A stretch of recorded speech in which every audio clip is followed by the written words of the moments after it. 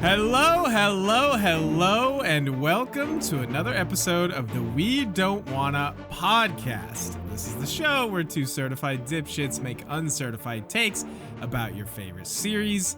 We're your hosts. I am Scott, and joining me, as always, he has had his day, and now we shall drive him back under the rocks from whence he came. It's Zachary Attackary! Dude. Man, Get out of here! You have had your day, sir! I practiced that in the fucking mirror, Dude. 20 times. Why? At least. You know, when people talk about, like, great inspirational speeches in, like, movies. In cinema, you know. Why is Mace Tyrell never brought up? The dude is just the goat of it, to be honest. It's always like the Rohirrim. Yeah. And Patton, like fucking right. Any like angels in the outfield shit, you know. Like, yeah. And they just shitting on our boy Mace, man. They're just sleeping on him. They're not giving our guy Mace any credit. Yeah, they're sleeping hard. They're sleeping hard. Sleeping hard. How you doing, pal? No. I do the intro. I ask you first. How are you doing, pal? You thought. Yeah, I fucking thought today. I'm doing okay. Little salty. My Astros are not doing super hot. It's very early. I'm sure they'll be fine. I know it's very early, but still. But still, I'm a whiny bitch boy who has had too much early success in my baseball love, so I don't know what hard times are like. You sound like a salty bitch boy who just hates your team. Yes, yeah. Okay. 100%, 100% accurate. So fuck you. This is I am allowed to be salty passionate about the game. Rocky okay? fanness. Uh-huh. It's not any jealousy at all. I'm a Rays fan now. 100%. That's cool. They starting off fucking swinging. Well, they've lost a couple, but still. I have honestly liked the Rays for a long time, though. This isn't just a recent thing. They're just definitely. I wish they would go back to being called the Devil Rays. Have you seen their throwback unis that they've been wearing? They're yes, sick dude. as hell. They're so badass. Dude. I like the Devil Rays. They need to go back to that. Boy, I bet people missed our weekly baseball 10-minute discussions. We've had a couple people message us. Have they really? On the socials saying like, oh, it's baseball season. It's so funny that like we are a nerd fantasy fiction podcast, but like there's a few of you out there that are like, yo, I'm here for the baseball references. That is very funny. That's great. I have been very checked out mentally of baseball this season because, as Zach said, I'm a very salty Rockies fan, and I've all but given up on them. But doesn't mean you can't enjoy the sport. Exactly, and I still enjoy basically everything our god man Shohei Ohtani. I was about to say you do enjoy you some Shohei. I mean, everybody should enjoy them some Everyone Shohei. should, yes. Yeah. So there's that. Yeah, so we can still talk about him on occasion, and definitely you can be salty about the Rangers beating your ass. You guys got to watch out for them. They have spent the money. Oh yeah, they have. So. Yeah, it's a little scary, to be honest. Is for a little while there last year, I was like, I think the Mariners are going to be, and I do think that they're still going to be great in the next several years. But I was like, man, they're the team to watch out for. And then Rangers blew a fucking thick load this offseason, and that shit was heavy. Dude. It's a heavy load, my guy. Man. I am hoping to go to a Rangers game soon. Sick. I try to go to a couple every year, being in the area here, and they're a good time. Their new stadium is cool. I enjoy it quite a bit, and it's just regardless of how much I am into baseball at any given time, it's just I think going to baseball games is an extremely enjoyable experience. It's not the best. That's still hockey, but it's very different because it's very laid back and chill. Which I enjoy a lot. So definitely. Yeah, hopefully definitely leans into Scott being a cat. You know, like the entire mood of you just being this like either like a sleepy loungy cat or a bear. a hibernating bear. Yes. Every spirit animal quiz or whatever I've ever taken is like, no, yeah, you're a bear. You're a hibernating lazy ass bear. Which yeah, I'm here for that. Fair enough. You doing all right though? Yeah, I'm good, man. Works solid. Staying busy. Keeping an eye on them baseballs. But actually, what I'm most excited about is the hockey playoffs start this week. Hell yeah, dude. My Avs play on Tuesday. So very, very excited for that. Penguins, 16-year fucking streak broken. That's pretty wild. Of making the playoffs. That is that's a big deal. Yeah. I feel like. I mean, I don't give a fuck about who the gives Penguins a fuck about the Penguins. Well, Anthony and Allie, my brother and sister-in-law are Penguins fans, and they were talking to me about that, and I was like, I did not realize that they have been in the playoffs. 16 years is a long time. That is impressive. So, I mean, that's basically been all throughout Sidney Crosby's prime. So, yeah. But anyway, shall we talk about the Thrones a little bit? We should maybe talk about, maybe. We should maybe talk about one thing first that has to do with Thrones. Oh. I'm going to be honest, I don't know why we didn't think to talk about this when we last recorded. Don't look at me, bud. I don't know what you're talking about. Well, I mean, look, we know, you and I have chatted about this several times on and off the pod. Okay. That things can be, quote, greenlit, and it may not mean anything. Oh, sure. But, HBO has greenlit and ordered the show Duncan Egg. I don't think this had happened last time we recorded yet. So that's why. I'm pretty sure it had. I don't think so. I think that's why we haven't talked about it. Okay. But yeah, spin-off series going to be called A Night of the Seven Kingdoms, about the tales of Duncan Egg. This is some exciting stuff. This makes me very happy, Zach. I'm sure it does. I wanted to hear you talk about it. I have probably on this podcast on multiple occasions preached the good word of the tales of Duncan Egg, because I think they are some of the most engaging and just like accessible and fantastic little short stories in this. Yeah. I mean, specifically in this universe, it's tough to say because like what other short stories are there like in this universe? Sure. They're just like, they're a refreshing change of pace from George's, 50-year, epic book series. Whereas these are just little short stories about, smaller scale, still like big resounding consequences for like the realm. But they're absolutely fantastic. Why don't you, for a second, if you can, for our listeners out there who maybe are new to the series or who have just simply not read or heard of the Duncan Egg novellas, what exactly is the Duncan Egg like series, or explain that? So the general premise is, I believe it's set. It's about 100 years. Is it it can't be that. It's about 100 years prior to the events of Game of Thrones. Yeah, it can't quite be 100.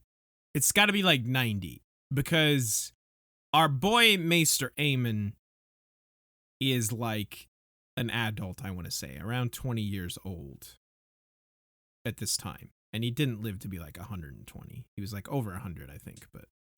Okay. So give or take. Give or take, sure. Anyway, roughly 90 to 100 years before the current events of the show.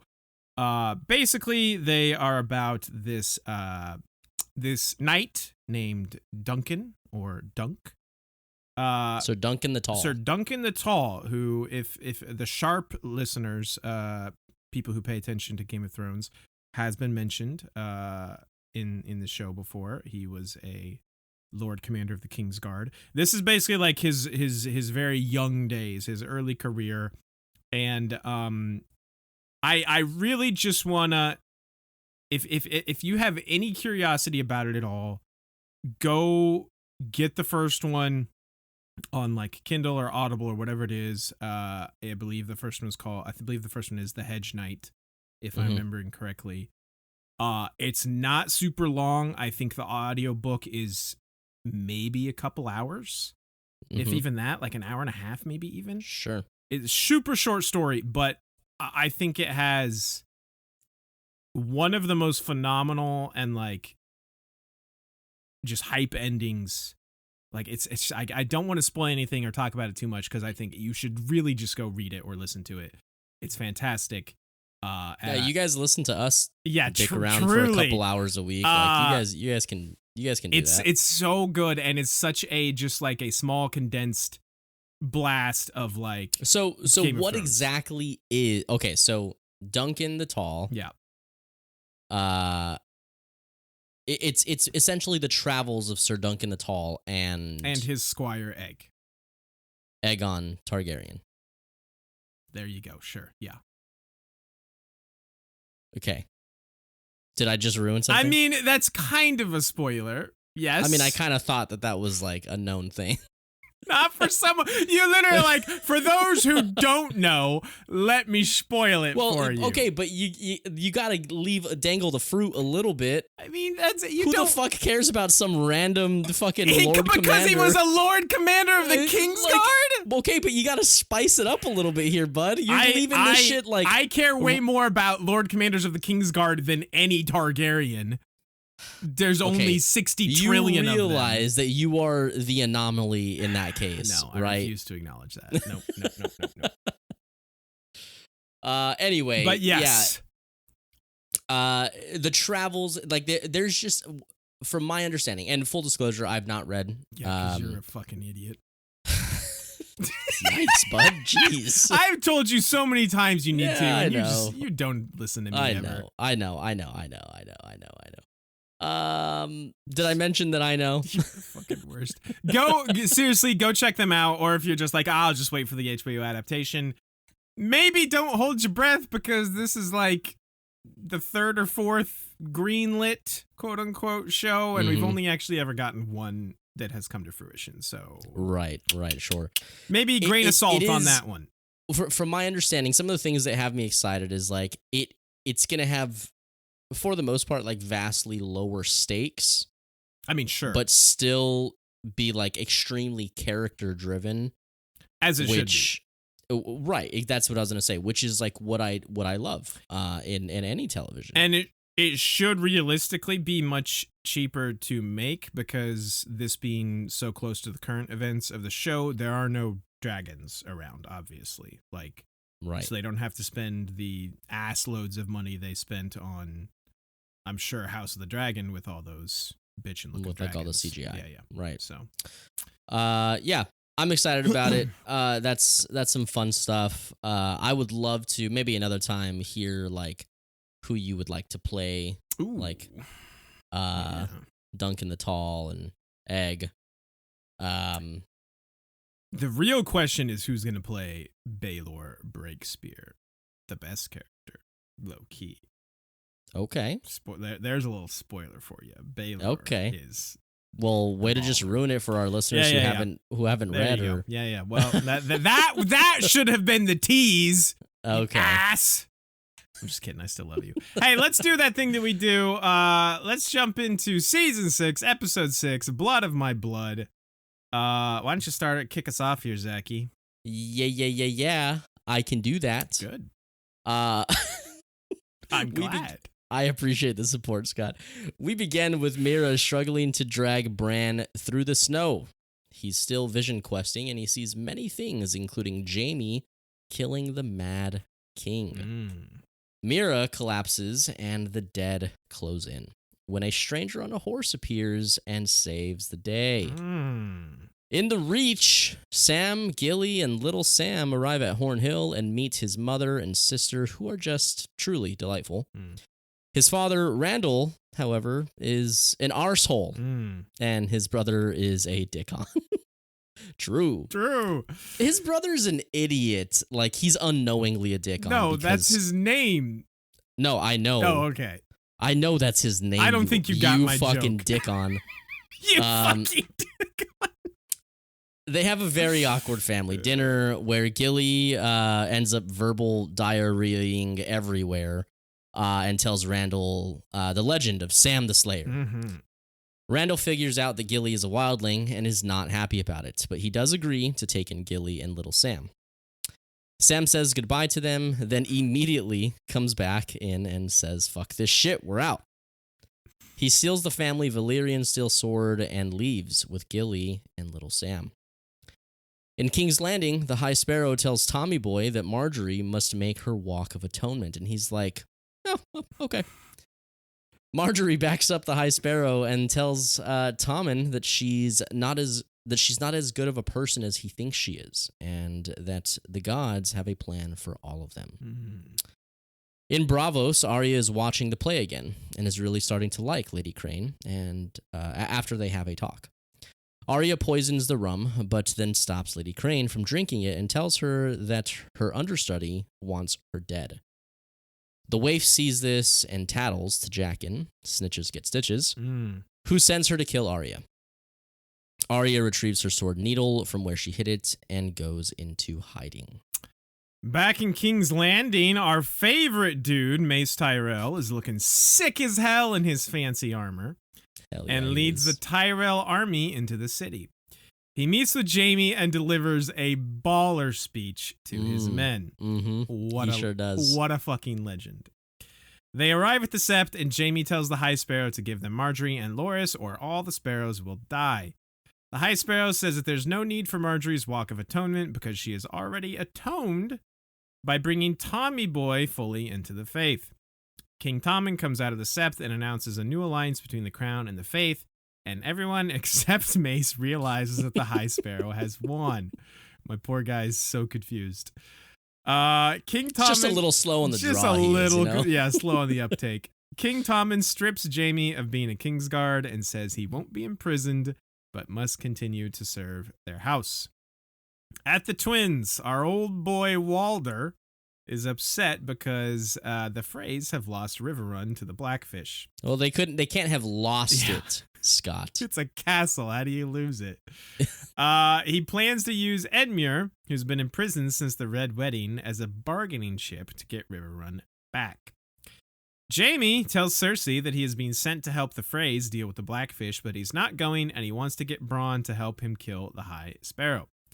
Cersei tells him that he should be at the head of the Lannister army, and she has the mountain, so she's not worried about her trial. Back north, the stranger that saved Bran and Mira is revealed to be Benjen Stark, who was saved from fully dying by the Children of the Forest. He tells Bran that he is the Three-Eyed Raven now, and that he will be ready in time to stop the Night King when he comes for the world of men. In the Dothraki Sea, Daenerys asks Daario 2.0 how many ships it will take to get her and all her people to Westeros, and he tells her 1,000, but that no one has that many. She gets reunited with Drogon and flies in on him to deliver a stirring speech to her Khalasar about taking the Seven Kingdoms, and they eat that shit up. They love it. And that's the end of the episode. That is the end of the episode. So I feel pleasantly like this is a solid episode. It's fine. It's like a solid mid-season episode. Yeah, I'll shake to that. Like for an episode 6, yeah, it's doing the right things. It's moving things along. For some of these storylines, it's doing the right things. Yes. Like it's fine. Like it's moving things along, which I think was much needed in several of these storylines. I agree with you. I think my biggest beef with this episode is that it doesn't give me my favorite storyline or the one I'm most interested in, which is the North. Well, I mean, we've had like 5 episodes straight of that. True, and that's fair. I'm just saying, like everything here. I can't look at anything and being like, oh, that sucks or that's shit. Right. But nothing also blows me away, if that makes sense. That's fair. Yeah. Anyway, let's not argue about where we're going to start because we always start. This bit is getting so old. Mare and Bran. We talked about it at the end of last episode about how I have a lot of hard time believing like she would get anywhere at all dragging him through the snow. Yeah, I sure. suppose they don't, like explicitly They don't say get like far. right, like how far she actually got away.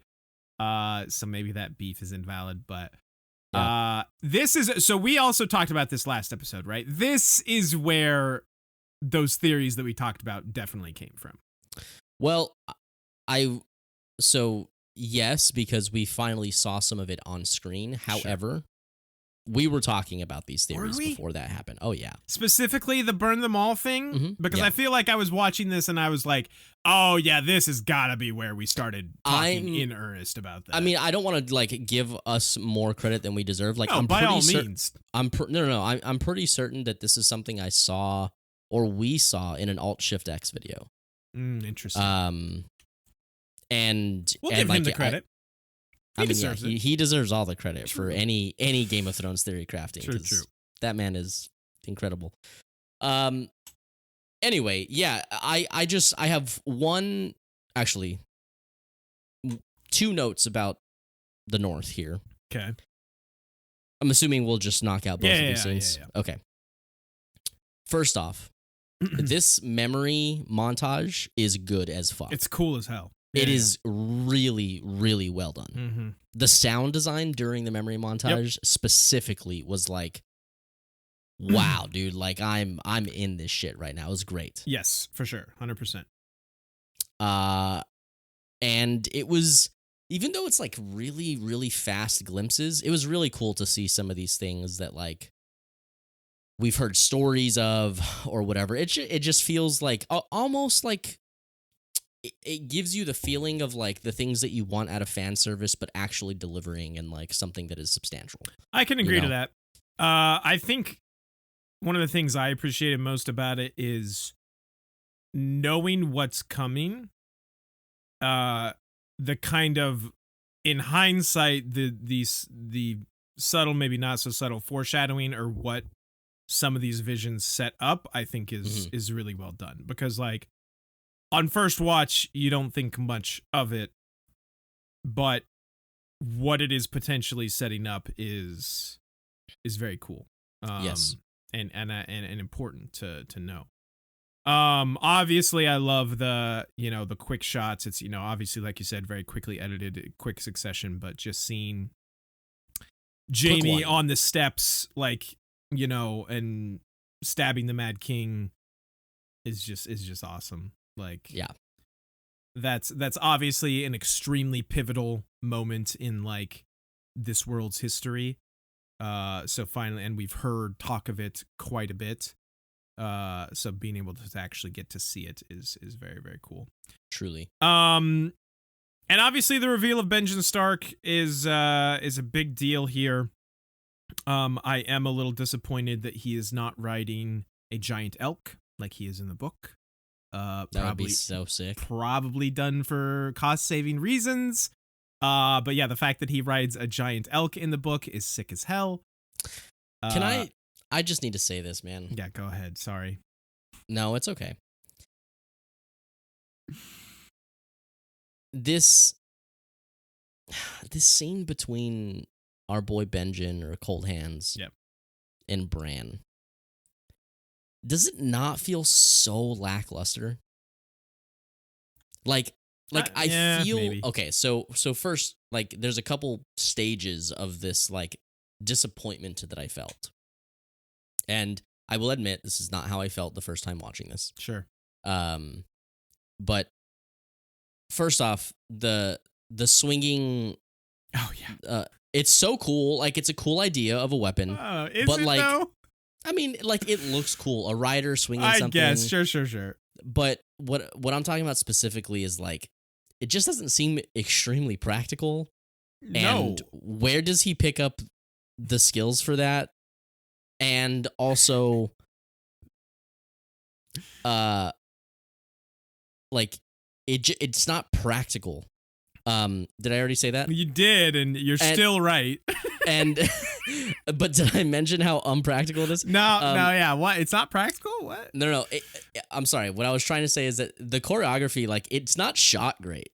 Like, there's this one where he, like, oh man, it like spins under the dude and hits him in the chest, and he rides away, and it causes the body to flip. And it just looks terrible. It looks really bad. It just doesn't make a lot of sense. Yeah, but I'm fine with it because it's a kind of a cool weapon in theory, and it's like what's that? They tried something. Like I'm not gonna get too mad at them because they tried to do something cool. Because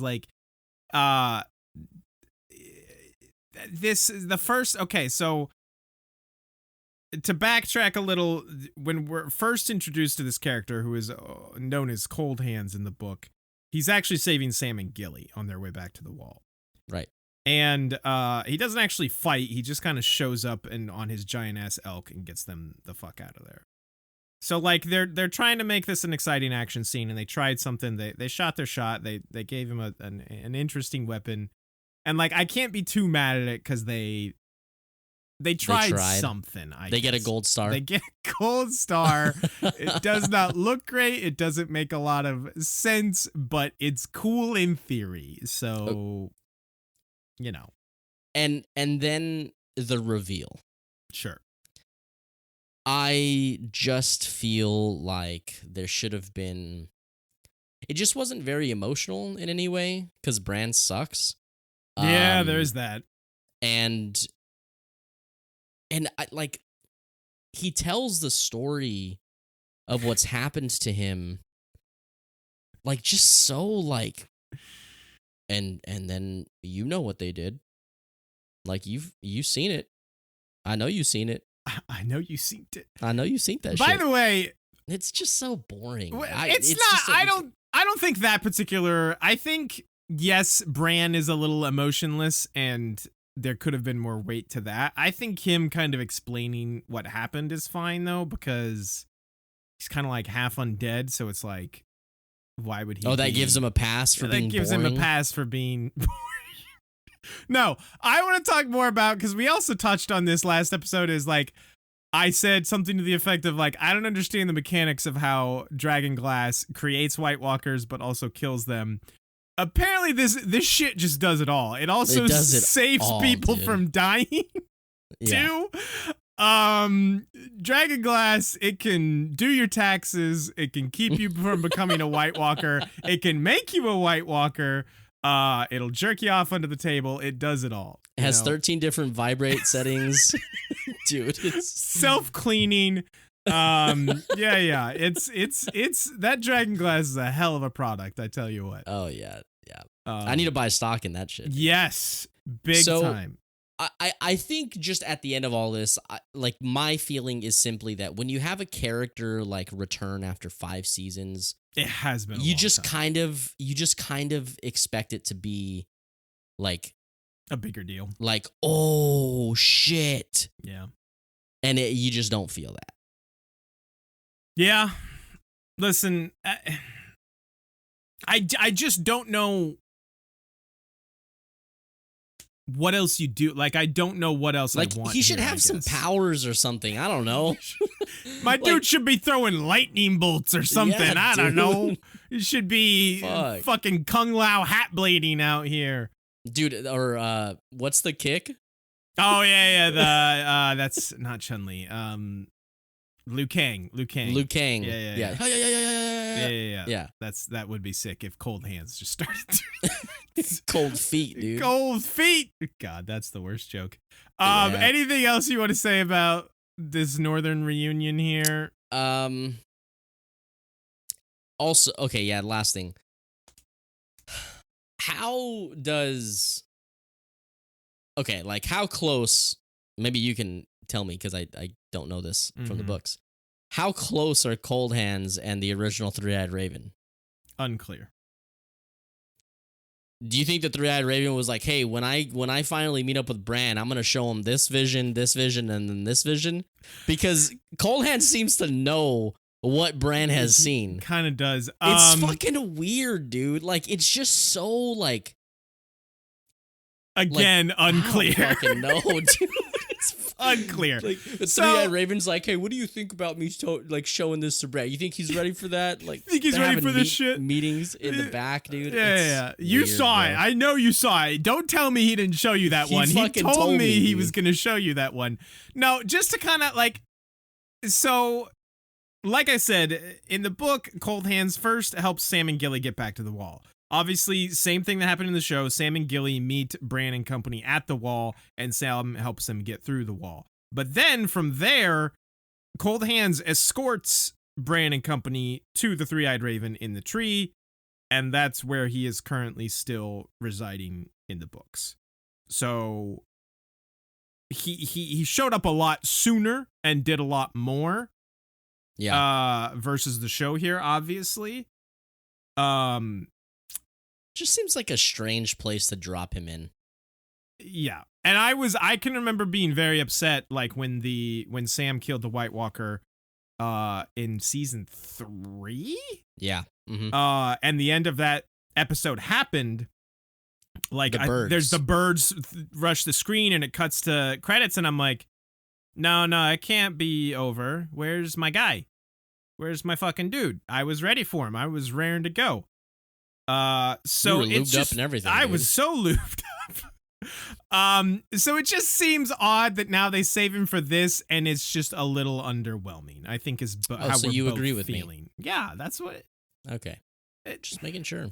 I just want to hear you say I'm right. Okay, you're always right, my dude. Oh yeah. Yeah. Say it again. Slower. No, never. Speaking of Sam and Gilly, let's talk about the Reach. Sam's family. His mother and sister, delightful. His mom's actually a real baller, by the way. Like, I appreciate how she stands up to Randall in the dinner scene. At the end of the dinner scene. Yeah, and is basically like, fuck you, you're an asshole. But obviously Randall Tarley is just the worst. Oh yeah. That dude. You and him would get along. Well, fuck off. First of all. Well, here's the thing. Here's the thing that came to mind watching this scene with Randall. I was like, this guy is like a super hard ass in the same vein as like Tywin, but he has none of the like tact or charm or finesse that Tywin does. Like literally zero. And he just like, I feel like he has little man syndrome. Like, is he a little man? No, not in stature. Like, okay. He's tough. They're rich. Yeah, but like they don't not run big, the Reach. They're not big players. You know, like. What's your definition of a big player? Well, he's like a very important military leader. He's one of the few to ever defeat Robert Baratheon in battle. Yes. Yeah, and even considering that, he still answers to somebody. Yeah, for sure. To Mace, our old good dude Mace is who he answers to. Yeah, I'm sure he loves that, dude. That explains everything. That does explain a lot. Holy shit. That's like you working for me. Yes. You show up in your fucking sick-ass armor and rally the troops with a baller speech, and I'm back doing all the work. Yeah. Oh, yeah. This is actually a perfect analogy. I would show up, do our Saturday team meeting, be like, let's go. Everybody's fired up, and then I'd be like, all right, I'm going home. Dark madness has had its day. Oh my God, this is so accurate. How have we never seen this before? I think every Mace needs his Randall Tarley. And Randall is probably very bitter because he has to answer to that fool. I mean that amazing legend human being. Yeah, that's right. Wow, this is making a lot of sense. Anyway, this is why you're so angry in life. This is why I'm so furious all the time. Let's just let's hash this out, man. Oh, man. So, it's just having to deal with you is just the worst, and it's why I'm so angry. Who's Jake in all this? Jake would be Dick. No, I'm kidding. No, Jake isn't Dickin. Jaken isn't Jaken. Jaken is Dickin. Jaken. Jaken is Jaken off. who would Jake be in all of this? Jake's never gonna listen to this episode anyway. Nah, Fuck him. Anyway, I want to talk more about Sam here. Okay, let's talk about Sam. Because he's obviously extremely nervous about meeting his family here, as Gilly calls him out on. Poor guy's going through it. Poor guy's going through it, and we immediately see why. Because, as we've stated, his father is the worst. Yeah. This is traumatizing. It is very traumatizing, and you can tell he's been traumatized. Sam is having a physical reaction. He's like shaking in this dinner scene, and it's awful. Love Gilly though here, coming to our boy's defense, being like, you don't know anything. He's killed a Fen, he's killed a White Walker, and she stands her ground against Randall, who is very intimidating. Yeah. So good on her. Again, shouts to Sam's mom for also standing up to Randall. I love how clueless Dickon is, like very like quarterback on the high school football team, and he kind of cracks me up because he's just like this kind of clueless jock. He seems like relatively good natured, but he's like, White Walkers, those aren't real. He's like, you do much hunting at the wall. It's very good. I don't know. What do you have to say about this sequence here? I mean, so I really enjoy the Sam Gilly scene in the bedroom. Yes. It's nice to see my boy act. You know, like for sure. Sam is always, I feel like adjacent to these like northern like emotional scenes. Mm-hmm. But he's never like, well, he's not often like the center of it. Sure. Not to say he hasn't had his share of, you know, in like heavier dramatic scenes, but I just think it's cool to see him in a different element. A character that I love, you know,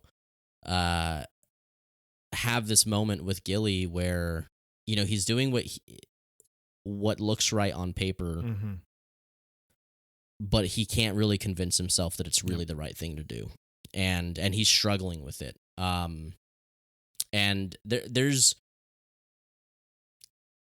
this scene as a whole, like the dinner scene moving into the bedroom scene is, I feel like it does speak pretty loudly of like the writing in this, like in this area, because it makes me feel things, dude. It makes me upset to watch that dinner scene. Yeah, for sure. Like it's frustrating for Sam to not speak up for himself. Yeah. And there's either two things happening here or both. Either he's really dealing with some trauma and just cannot face it. Yeah. Which I think that's true. Or he mentions in the bedroom scene that he's like, I'm sorry for letting him talk to you that way. I just couldn't risk, you know, him not taking you in. I think, I think both things there can be true. And it's wild to think that, because it's like you almost expect this reaction from Sam, like him cowering and not standing up to his father. But him saying that line to Gilly makes you feel like he wanted to say something. Sure. Like he wanted to challenge his father, and that makes me happy, dude. Yeah. I'm like, good for you, dude. Like, you need to take care of that shit.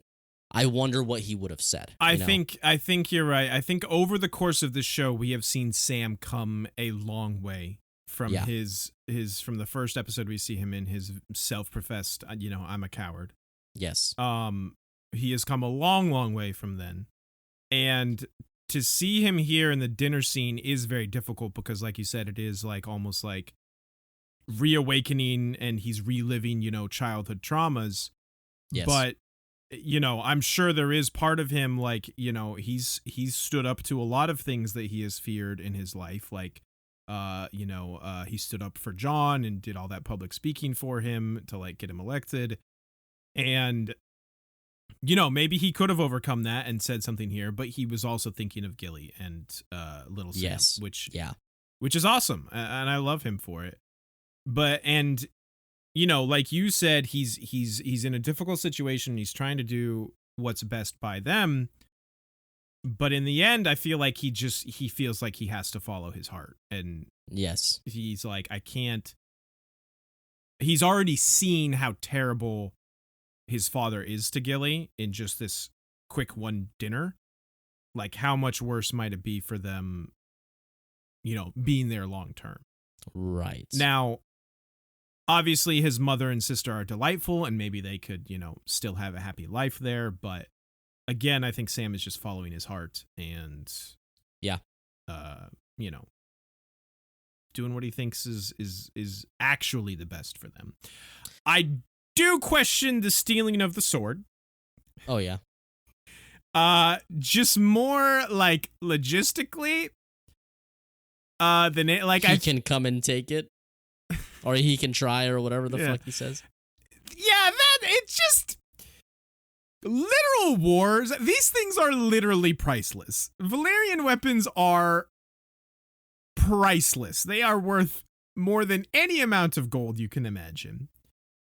Wars have been fought over them. I don't know how Sam thinks he can get away with this. He can't keep getting away with it. In the immortal words of Jake and Davey, which obviously stole it from somewhere. I won't say where. But, he can't not get away with this. He can't not. And that leaves me like, I understand what you're thinking, my guy, but that's such a poor decision.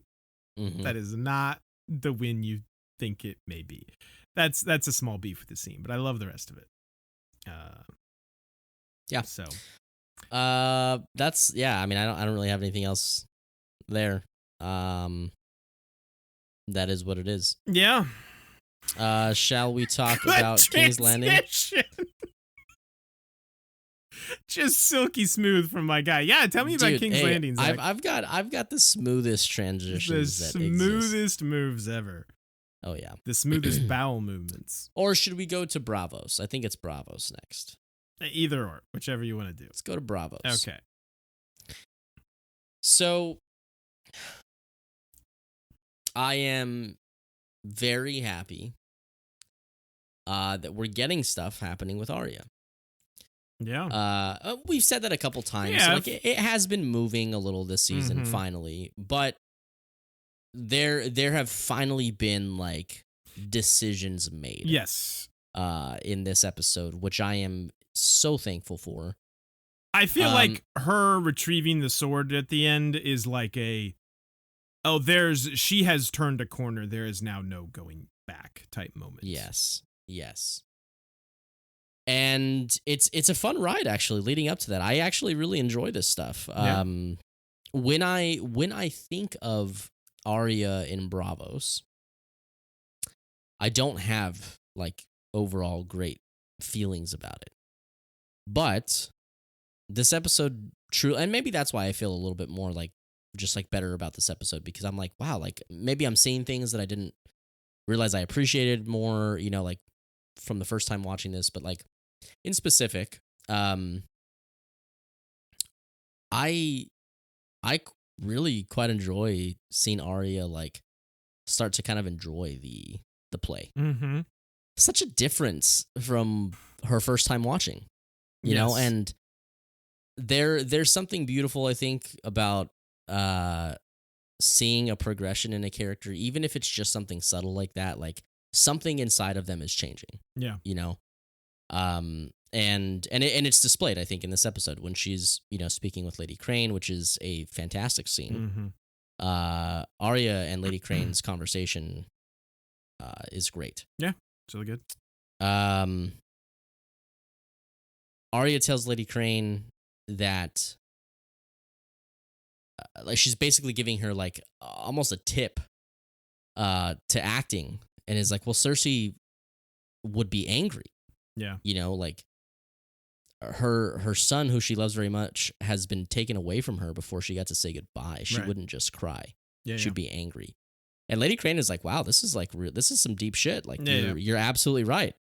And then she almost is like kind of intending to like, do you want to like join our troop? she asks her, "Do you like to pretend to be other people?" And she's like, "I gotta go." Yeah, like, oh, you're hitting a little too close to home there. I gotta get the fuck out of here, man. Yeah.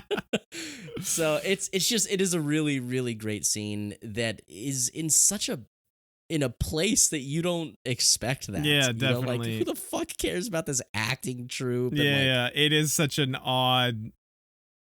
But it placing, works, but it man. works. Yeah. It works for Arya. And I'm glad to see it. And her making the last minute decision to go in there and, like, you know, prevent Lady Crane from drinking the poison. It's good. It's decision making from characters we love that tell us as the watchers that, like, it's going in a different direction now, and I'm very happy for that. Agree with pretty much everything you said. Don't have much to add other than great transitions. I'm not even done. Fuck off. Wow, dude, this is so good. I hate you so much. Not even remotely what you did.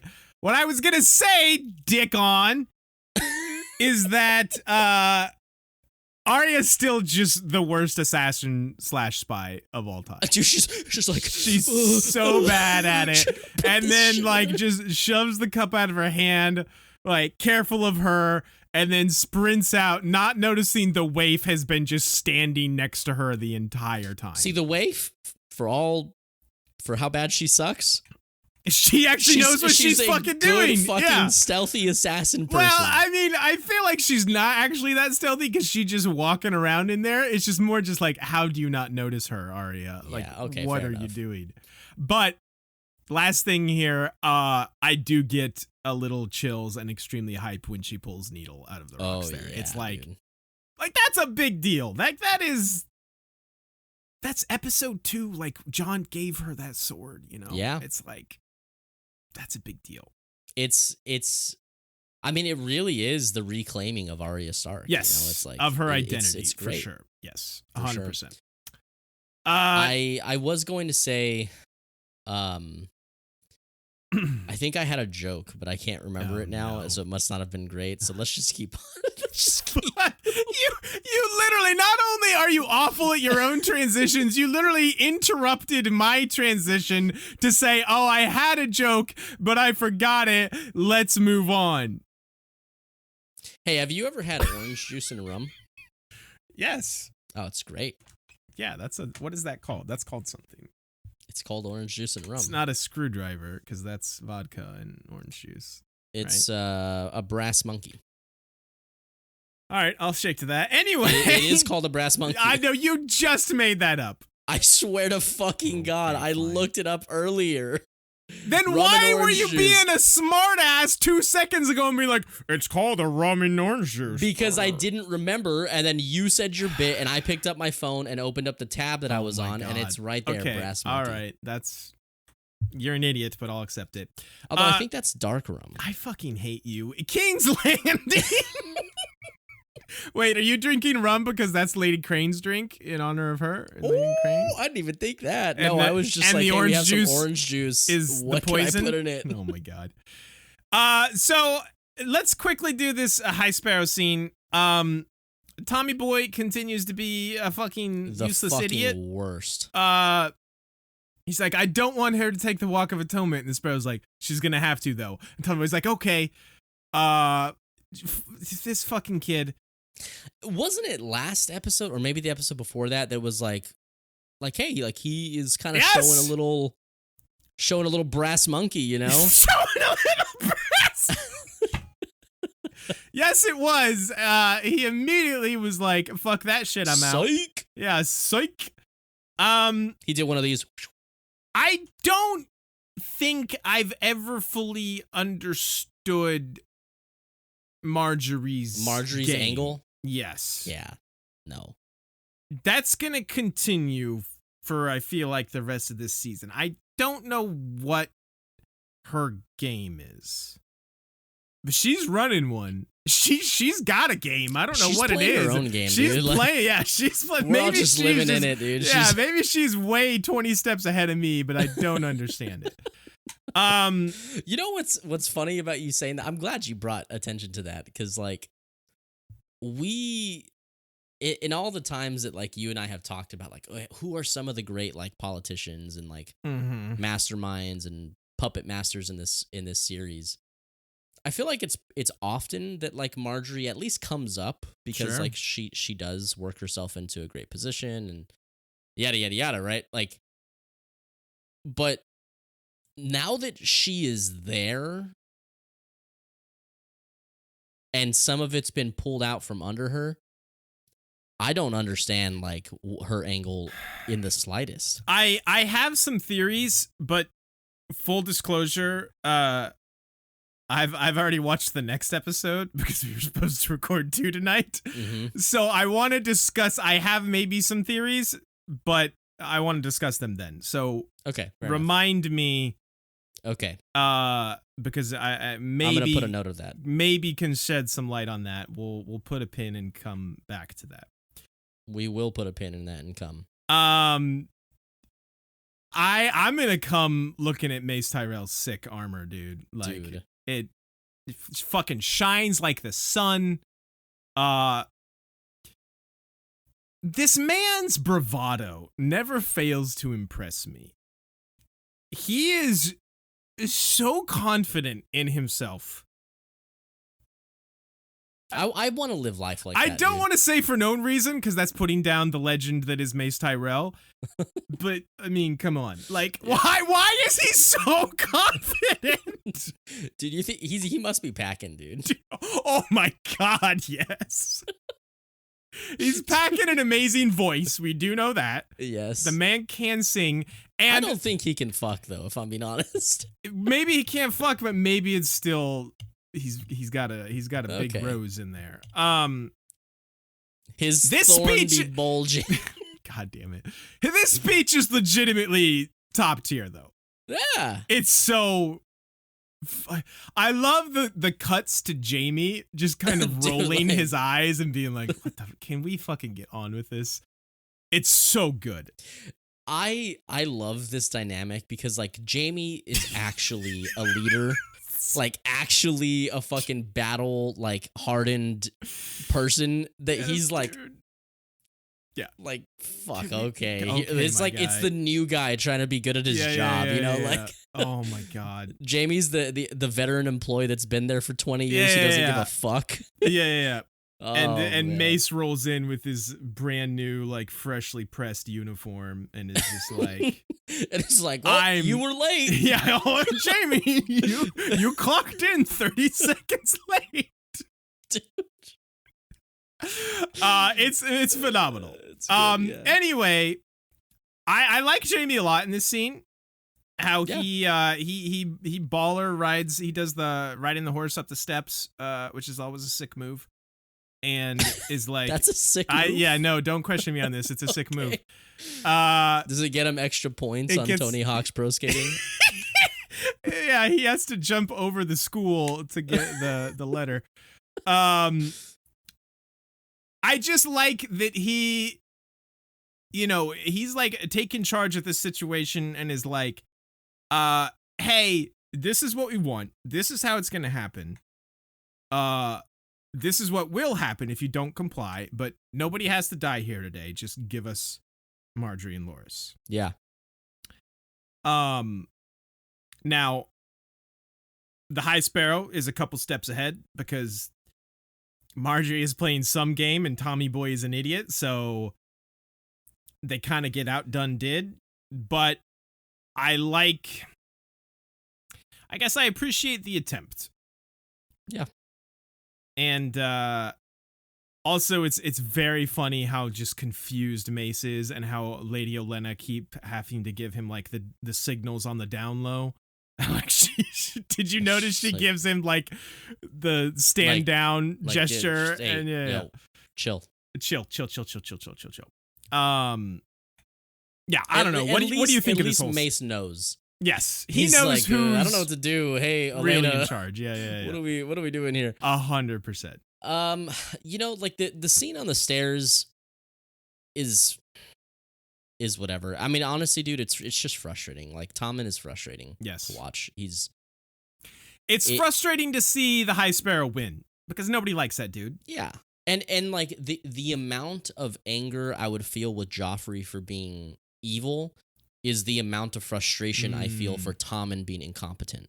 True. It's just like, and almost, man, I don't know, almost more like if I had to deal with somebody who was an evil shit versus somebody who just like literally cannot think for themselves, I think I might take dealing with the evil shit over somebody who can't think for themselves. Yeah. It's like me being the evil shit and Chaz being the. Oh man, well, can I just not deal with either of you guys? That's so mean. I'm so sorry, Chaz. Dude, Chazzy boy catching strays. It's been a while since he's caught a stray on an episode. It had been a minute. I felt the need. Yeah. That's very mean of you. Chaz needs to get on another episode with us. Yeah, well, we are nearing the end of the season. True, we do like those end of season. Although, if I recall correctly, I feel like Amanda may have claimed. Ooh, dibs? Yeah. I would love getting Amanda on an episode. Yeah. Let's make that happen. It's been a hot minute since she's been on the pod. It's been a long time. If I recall correctly again, I'm pretty sure a lot of you guys really liked Amanda being on the pod. It is literally my favorite thing ever. So she does talk a lot of shit to me. So true. We love that. Will probably enjoy that. Yeah. So that might be a thing to be looking out for at the end of this season. I will have to chat with her again and make sure that she's up for it. But I'm pretty sure that she said that she would like to be on. Okay. Oh, speak of the devil. Winds of Winter. Last episode of season 6. Why did you say it like that? Winds of Winter. You remember that? You know what episode that is? The Cersei episode. Didn't you call dibs on being on that episode? Like, yeah. Yeah, she said yeah. She's gonna be on. Sick. I love it. Anyway. Sorry you're catching strays, Chaz. Yeah, yes, Tommy Boy incompetent, and it is frustrating. I 100% know what you mean. Yeah. So if do you have anything else to say about like the scene on the stairs? No, okay. No, nothing else. Moving past that, though, yes, the Jaime Cersei scene. Oh, I was gonna say real quickly. Oh, okay. I love the little speech Jaime tries to give Tommen when they're stripping him of his Kingsguard. Mm-hmm. Very Barristan Selmy-esque here a bit. Yeah, except Jaime couldn't cut all 5 of them down. No, he certainly could not. He cannot back up the way Barristan can. But he just kind of is appealing to Tommen one last time, being like, you don't have to do this. You don't have to do anything. And Tommen second guesses himself. Right. You're the king. And Tommen does a little bit, but he's like, no, I have to serve the faith. I have to be accountable to the gods, blah, blah, blah, blah. That Marjorie Lovin's real good, so I'm going to side with her. Which, fair. Like, based, to be honest. That bad pussy, dude. Dude. Listen, Tommy, I can't. I'm mad at you, but also can't blame you. Can't blame you too much. I'm sorry. Yes, the Jaime Cersei scene. Yeah, so Jaime goes into the room, talks with Cersei, and boy, it's almost as if every time we have these two on screen together, it's a great scene. True. With maybe one exception. That happens in the Sept. Oh, right. Yeah. At the beginning of season 5. It's real bad. But yeah, man, Nikolai Coster-Waldau and Waldo and Lena Headey are just two absolute fucking powerhouse performers, and every single time they interact, it's just fantastic. Yeah. I love it so much. And I think I mentioned when they walked into the small council meeting that there was almost this element of like ooh, like they're a team now. Yeah. And it shows that again, I think, in the scene, and I really like that. It's it's just a cool dynamic to see two people who, we enjoy kind of doing their thing and not at each other's throat, which they are most of the series. A lot of the time, yes. Yeah. So I agree. I think this is a fantastic scene. I don't have a lot to say about it. Cersei is very confident in the mountain, which, again, fair. And I think she's right. I think she, for once maybe, is thinking, well, Jaime does not usually think long term. That's maybe not fair, but what I was gonna say is she's thinking more long term. Like, it is more beneficial of them for Jaime to be at the head of the Lannister army than being the Lord Commander of the Kingsguard. Or right. His other plan is to try and assassinate the High Sparrow with Bronn. Like, right. No. Right. And like, I mean, she does in a way kind of fill her father's shoes here. Like, sure, Jaime is more useful to the house. Yes. No longer in the Kingsguard, which was really Tywin's goal. Tywin wanted that big time. Oh yeah. And yeah, it's happening. So yeah, I mean, it's cool stuff. It's enjoyable to watch them work together. And maybe it's just like PTSD because every single time we see them together, she's like, "I want you gone. I hate you. Everything's your fault. I'm blaming everything on you." So it's just like whiplash, and this is just like a really nice surprise. It's a little refreshing. Yeah, it's just very, very refreshing. Do we need to say anything about the quick scene at the twins? It's just, hey, Walder Frey's still here. Hey, they've got Edmure. Walder Frey is alive. Remember him? Yeah. Oh, actually, I do have something to say. Okay. Yes. The dramatic reveal of Edmure is so fucking ridiculous. And not only is it ridiculous because it's Edmure. Yeah. But my dude, by the way. The way that it pans up to his face and he's supposed to look like disheveled and fucked up. And it just looks like a dirty Edmure. Just looks like this fucking same guy with like a little dirt. 100%. I also love the so funny, dramatic way that Walder Frey has to say, "Time to remind him who got married at the Red Wedding in the first place." It's like, hey, remember that? You fuckers, all you casuals out there, you think that was Robb Stark weddings, you dumb shit. No, It was Edemure's wedding, you casual assholes. Fucking that line was commons. for Zach. Yeah, those comments. I appreciate that. I'm a little hard now. Need to settle this dragon down. It is very overly dramatic. It seems like, and it was so long ago since we saw him. Do you remember how much I was into Edmure? Going through this, like, that's my fucking dude. He's such such a dope, and he still looks like a dope. Now he's just a dirty dope. Yeah, dude. Dirty Dope was your nickname in high school. True. Okay, let's hit the final thing. This very quick, I guess, Daenerys scene. I feel like your tone here is pretty negative, I'm not negative. Really like this scene. Compared to you, then I am negative. The biggest thing I want to say about this, is Daario says something to the effect of, "That's not what you're made for," and she looks at him. Hold on. She looks at him and says, "Then what am I made for?" He wants so badly to be like, banging me. Am I right?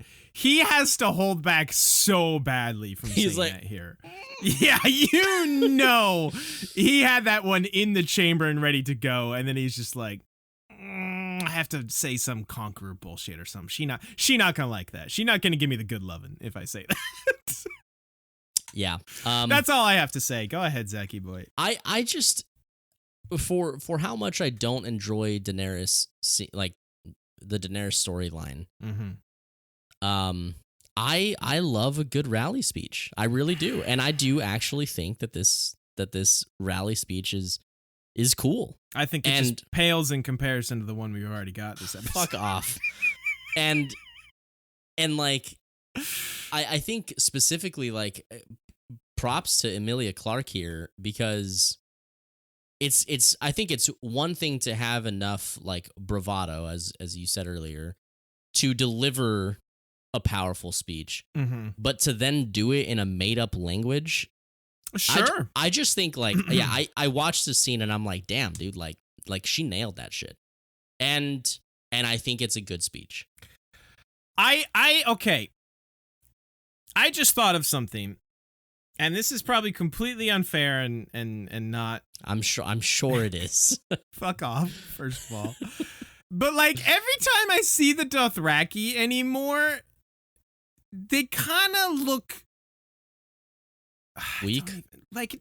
Just not great. Like maybe they do look soft. Maybe this is my season 1 brain, like how much I love that season, but I can remember like anytime they're doing anything, like when you see Drogo, when you see his Blood Riders, when you know they're fighting or they they're look doing menacing. anything, they look menacing and like sick as hell, and like, oh, these people are to be feared.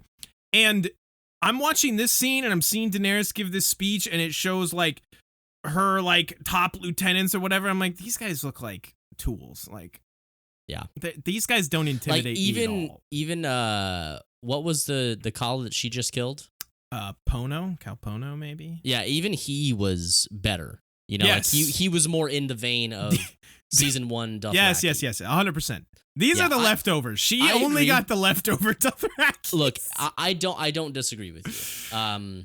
It doesn't change the fact that she has 50,000 fucking blood riders like now. numbers are a big deal. I just like when it's focusing on this, and like, you know, she's delivering this what by all accounts kind of old. Too. Yeah, it's like a pretty good speech, and then it cuts to the Dothraki, and I'm just like, oh, but she's saying it to these idiots. Like, whatever, okay. I don't know, man. Look, this is 1,000% your bias talking about being unhype. And like I said, this is probably a season one. You know, I hold season 1 in like extremely high regard, but I just think of like, I don't, what was the name of Khal Drogo's like main Blood Rider that Jorah killed? Like that dude was scary and intimidating. Yeah. None of these guys do that for me. Name? I can't remember. Doesn't matter. Anyway, say what you want to say.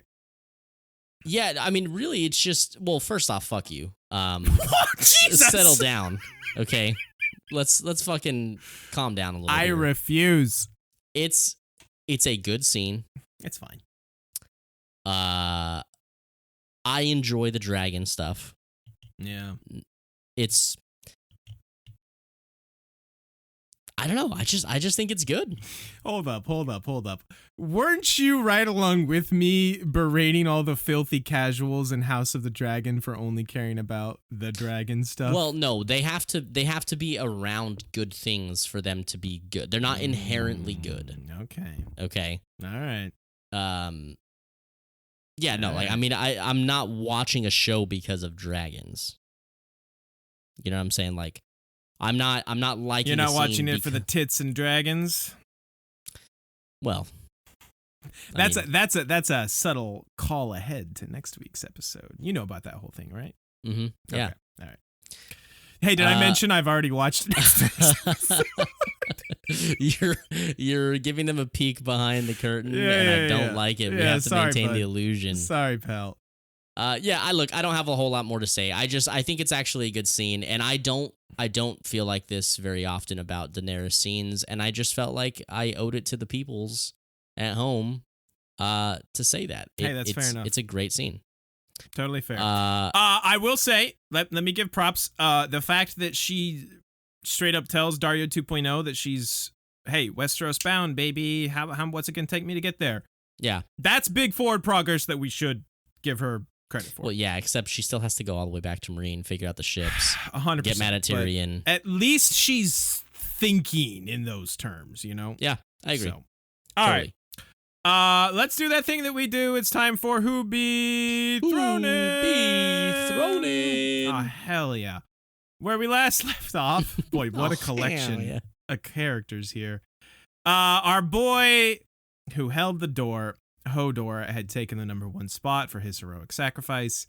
My brother-in-law has a Hodor doorstop.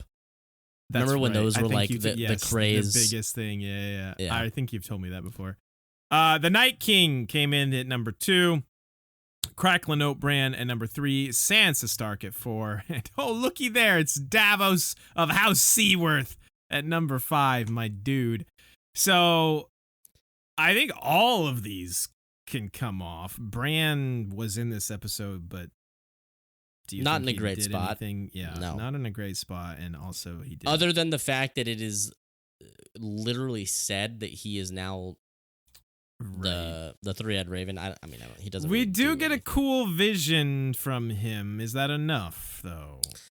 I mean, we can have him as part of the conversation, I guess, but I doubt he makes it. I kind of doubt he makes it too. Because I actually, for not the first time, but the first time in a while, I do think we have some decent candidates here. Zach, why don't you toss one out to me? Who you got? I would like to say Jaime, but really, he doesn't. He takes some Mel's, but I'm also with you. Daenerys as well. Daenerys, I think, is a given. I can't find any. There's Dany at the very least. Scotty's all alone. I'm all alone. Where the fuck is Jaime? Oh my god. Okay, here's one. I definitely have this guy for sure. I think Sam for sure makes the High list. Sparrow, maybe? Yeah, unfortunately, I think you are probably correct. Oh my god, I seriously cannot find Jaime to save my life. There he is. And how about the Blackfish? You think? I mean he's not actually in it. He hasn't even appeared yet. Yeah, but what about this fucking legend right here? Thinking about my guy Mace. I hate you for making actually, me fucking talk about it. Actually, hold on. Real talk. Arya. I think, like I said, I think her reclaiming her sword, yes, like pulling Needle out, that is a big deal. And I can't get over how much I enjoy her scene with Lady Crane. Yeah, you really loved that scene. I enjoyed it. I liked it so much. I'm gonna lose Cracklin O'Bran. I don't think he has a chance here. Okay. Let's see who. So far we are considering Arya, Sam, Jaime, High Sparrow, Daenerys. I feel like there was someone else said that I haven't pulled up yet. Am I? Well, I mentioned Blackfish. Oh right, but I don't know that I can get behind that one. What about Marjorie? I just wish her game was more understood. But yeah, I mean, look, whatever game she's playing, she's doing it. She's doing it. She's winning. What about Cersei? I don't think Cersei. Okay. All right. Fair enough. Has it this episode. I think I agree. I think these are our people. I don't think we're missing anybody else. I'm just running through here real quick to make sure. Not Olenna. She takes a pretty big L. Yeah. Okay.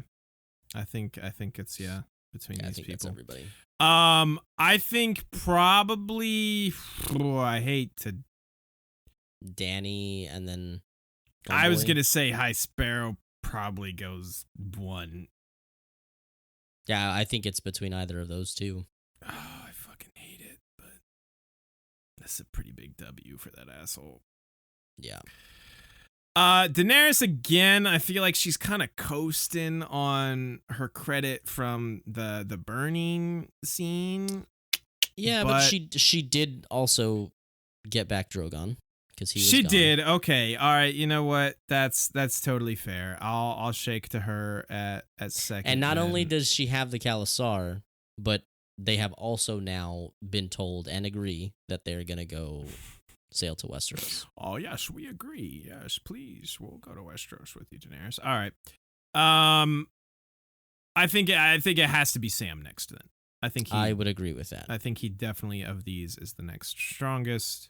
I think his decision to do what he did at the end of the episode is a strong move, and also I think he was. And his scenes are just also. His scenes were also just very, very, very good. All right. I think Arya is next. I 100% agree. I was just about to say that. I think her reclaiming her sword is a very big deal, and I like the momentum and her scenes. Now, the fifth seat can go either way for me, if I'm being honest with you. I lean Jaime just because I appreciate what he's. Marjorie has more wins for sure, but I also understand what Jaime is going for, and I liked his scenes more. That's where I'm at. Maybe we're overthinking this Marjorie thing too much because, like, look, if we're just looking at this in black and white, if her goal is get out of here without having to do Walk of Atonement, yeah, that's true, and be put back in power, she didn't have to do Walk of Atonement. She did that. Okay, I'm not saying I'm arguing for Marjorie. I'm just saying that, like, maybe we're thinking that she's playing some intricate game, and I mean, this could be extremely short-sighted. Yeah. Like, I just need to get the fuck out of here. No, for sure. And I mean, Jaime, this would purely be a like strength of performance and scenes moment if we put Jaime at 5 over Marjorie, because not only does he lose his quote-unquote fight against the Sparrows, he gets stripped of being a Kingsguard. Although, again, sent away from King's Landing, which he doesn't want to do. Although, to Cersei's point, him being put in charge of a Lannister army could be a win. Yeah, but it's still kind of against his will. Like, yeah, I think it's got to be Marjorie. I think I agree with you, and I thought I was going to go the other way. All right, we are going to lose Jaime then and put Marjorie at 5. I think, you know what? I think there's a lot of credence to what you were saying about, hey, maybe we're overthinking this Marjorie thing. Yeah. So let's slide Marjorie in at 5, and that's gonna do it. That actually came together pretty quickly. This is Who Be Thronin for the week. We're gonna have Marjorie at 5, Arya in 4th, Sam at 3, Daenerys at 2. Fucking really rubs me the wrong way, but the High Sparrow at 1. Mace is number 1 in my heart, though. So, in your heart. Yes. And in my heart. And forever. Zachy. What do you rate this episode, bud? I'm going to give this one, I feel like I've been just sitting in like a 6.57 range this entire season, and that's kind of the way I'm leaning now. I'll go 7. I think it's go 7.5 is what I don't think anything is particularly spectacular, but it was an enjoyable watch, and I don't think anything was bad necessarily. Cool. So yeah, for pretty much the same reason, I think I'm going to give 7.5. Okay. I enjoy most of the scenes. Only thing that felt kind of like a letdown to me was the cold hand stuff. Cold hands, yeah. And even then, like, it's not bad. It's just, I just feel like I maybe would have wanted a little more. I appreciate that you call him Cold Hands along with me, even though he's literally never called that in the show. Yeah. But I was pleasantly surprised by many scenes in this episode, and I guess I just didn't realize how many small moments season 6 has, and I'm enjoying it. Like, it is a good season for sure. I know you, like you said, you really enjoyed the Lady Crane scene and the Jaime Cersei scene, and those are definitely scenes like that can kind of fly under the radar for sure. Yeah, totally. So. That's everything for us tonight. We appreciate you guys for listening and watching. If you're new here, consider subscribing, hit the like button, all that fun YouTube stuff that really helps us creators out. Follow us on the socials at We Don't Want a Pod. You can join our Discord by shooting us a DM or email and asking for an invite link. We'd love to have you. You can talk some shit to us and talk some shit to the other wannabes in the community. And we'll see you guys next time. Thanks again. Bye-bye.